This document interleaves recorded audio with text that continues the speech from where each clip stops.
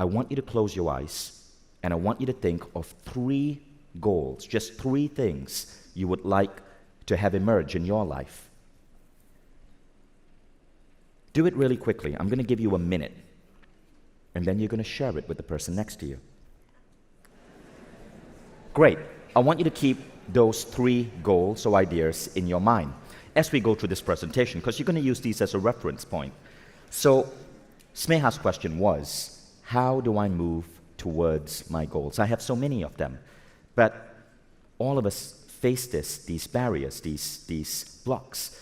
Now, I want to share with you what I've learned. Now, this doesn't mean it's scientifically accurate or that it is the best way. I want to share with you what I learned layer by layer over the last 25 years from different teachers. Because my job in the world is to be the aggregator. My job is to aggregate all of personal growth through all of these multiple incredible individuals and wisdom teachers and present them to our Mindvalley community with no bias for just my own work. So I want to start with the first teacher. Now, this is Jose Silva. How many of you here have heard of Jose Silva? Amazing. That's really great. Jose was born in Laredo, Texas. He was a Mexican-American psychologist, worked for the U.S. Army, and created what back then in the 60s was known as the Silva method. The Silva method was one of the first great personal growth programs I studied. I studied it when I was 14 years old.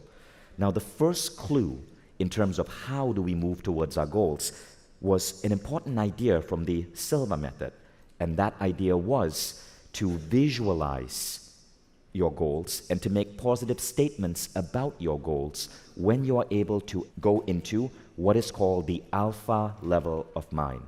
Now, the alpha level of mind is a rested brain frequency. If regular brains are beating at 14 to 21 cycles per second, alpha is slower. It's 7 to 14 cycles per second.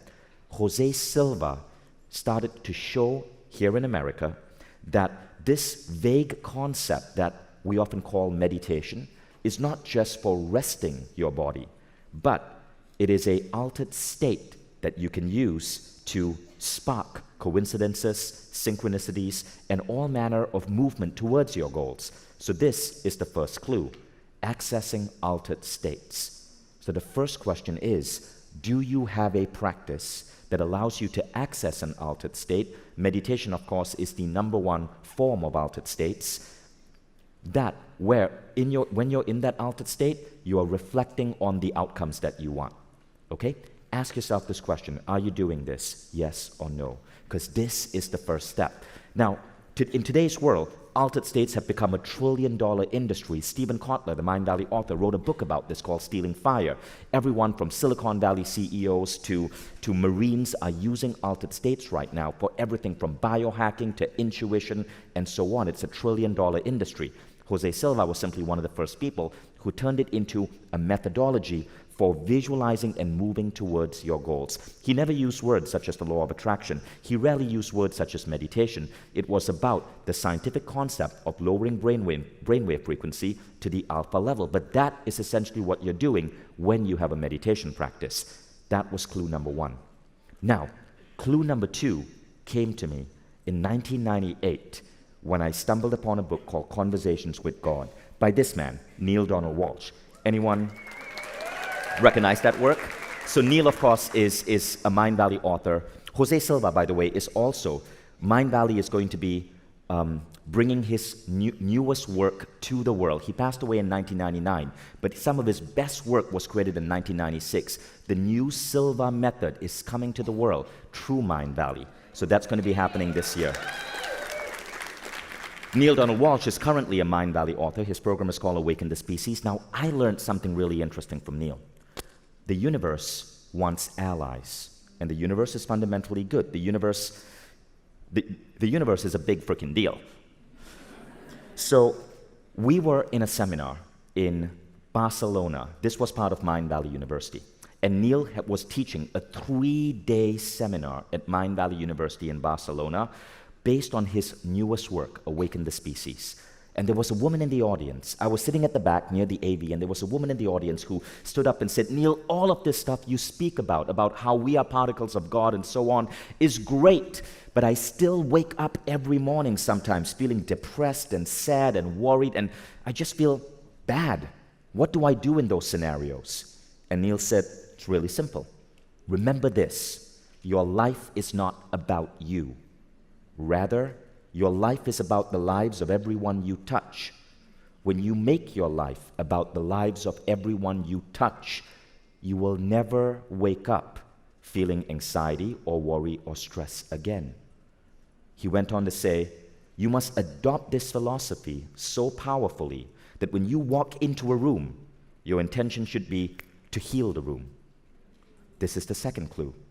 You should pretend as if you are chosen by the universe to fix the world, to heal the world, to enhance the world. When you walk into this room, even though there are 950 other incredible individuals here, your job, your intention should not be what will I learn, what will I get from other people, but how am I going to serve? I want you to make that intention now. When you walk into the room, your intention should be to heal the room. Ask yourself a question about serving. Close your eyes right now. A question could be, how will I light up someone's day today? An intention might be, I'd love to make 3 friends today. Because friendship is a form of serving too. Okay, so back to the stage. Clue number 2. To get to your goals, first one is altered states. Think about, reflect your goals when you're in an altered state practice, such as meditation. Number 2, operate from life with an aim of serving. I call this Neil's Law. Operate from life with an aim of serving. Not, I want to create a company so I can exit at $1 million, but I want to create a company because this company has the potential to serve the world in this following way. That's rule number 2. Now, the third one comes from this woman. Does anyone know her? She'll be taking the stage shortly. She might even be in the room. So, Lisa Nichols was one of the most prominent teachers in a movie called The Secret. It emerged in like 2003 or 2005. There were multiple versions of it. But in the final version, Lisa was so powerful as a teacher that Oprah put her on stage. And her storytelling ability, her ability to inspire was incredible. Now, what I learned from Lisa in terms of moving towards goals was something that Jose Silva didn't really speak about in his work, but is truly important. And that is the goal or the outcome that you are aiming for must be something that fills you with positive emotion. In other words, emotion is a force multiplier. So, the problem many people have is that their goal lists are goals or visions or ideas that come from the outside world. It's not coming from within them. It's coming from what media or television or your parents or your family tells you need to do. You need to be driving that sports car. You need that beautiful apartment with a pool. You need this, you need that. But true goals, true intention comes from within. And when it comes from within, you tend to have more emotion towards it because you're not blindly following someone else's path. So that's clue number 3. Now there's a clue number 4, and it came from this teacher, Marie Diamond, who you will be seeing on stage tomorrow. She might be here. Marie operates in mysterious ways. But yes, Marie Diamond is going to be here tomorrow on Sunday. By the way, Marie Diamond is here in LA because she's about to be knighted. So starting tomorrow, she's being knighted today. Starting tomorrow, I have to call her, I believe it's Grand Dame Marie Diamond. Something like that. But she's incredible. Now, Marie is one of the most powerful healers and energy workers in the world. And she has a very interesting rule. So I asked her once, why is it that sometimes my goals come to me with supreme ease, sometimes they don't? And she said, what you got to understand about the world is that it's not just about intention. Marie says it's about 1/3 of what you create in your life is your intention. 1/3 is your destiny. It's what your soul has decided you need to experience, and sometimes that might be painful. 1/3, she said, is feng shui, or the energy of the spaces around you. Now, I don't fully understand that concept yet, so we're going to bring Marie on stage on Sunday, tomorrow, and we're going to have a talk about that, okay? Because I want to understand this with you, but this was Marie's advice. Now, I'm still figuring out the feng shui part. I honestly don't know if I fully buy it, but I do understand that 1/3 or not all of my life is generated through pure intention. There's a large portion of it, Marie says 1/3, that is your soul's intention for you. In other words, it is people that you are meant to meet, and it's predetermined. It's situations you're meant to go through, and you're meant to experience these situations. And sometimes it's pain and failure that you're meant to go through so your soul can learn. And you want to surrender into this. So we'll explore more of this tomorrow. Now, but what this means is accept uncertainty. If you have 3 goals, 1 may just not be in your soul's path. That's okay. 2 out of 3 is still pretty damn good. But you accept that uncertainty and you embrace it because you know that that failure is going to teach you something. Okay, now clue number 5 comes from this man. Can anyone recognize him?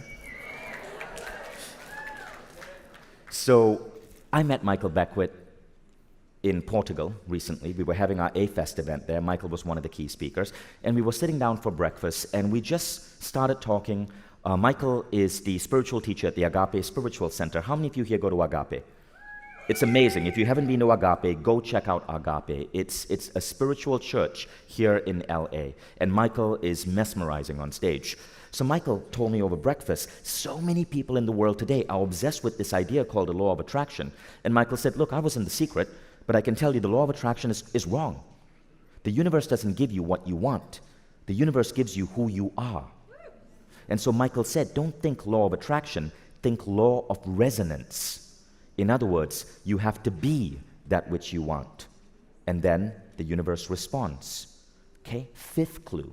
So as I started layering on these teachings from these different spiritual teachers, what I started noticing is that my life started accelerating in really mysterious ways. Thoughts become reality incredibly fast. I decide that I want to give a talk, and I don't want to get attached to what I'm going to talk about or sweat about it, and I get a mysterious phone call from Algeria. But I'm not special. All of us have that ability.